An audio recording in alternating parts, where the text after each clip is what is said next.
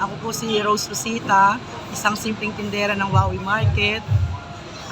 Ako po ay masamang-masama ang aking loob na pagsasara ng aming palengke. Dahil kami po ay nawalan ng kabuhayan, lalo na ngayon dumating ang Pasko't Bagong Taon. Sa tulad ko po na isang simpleng manininda, marami rin po sa aming umaasa. Buksan ang Wawi Market, nahihirapan na yung mga vendor. Buksan ang Wawi Market, nahihirapan na kayo, gutom na kayo. Ang na isusuporta ko lang po ay aking kinikita rito sa pagtitinda sa palengke ng Wawi Market.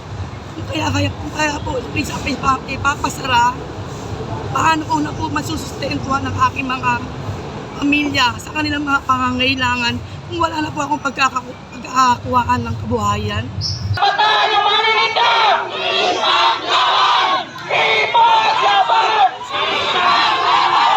Sa loob ng 2 dekada ko rito sa palengke ng Wawi Market, ngayon ko lang po naranasan yung ganitong kahirap na sitwasyon na kaming mga tindera dito na maliliit ang naiipit, ay mawawala ng hanap buhay.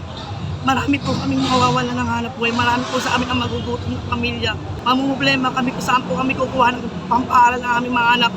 Patuloy po itong pasasarado ng ating dayora. Mayor, Emmy Calixto, para maawa niyo na po.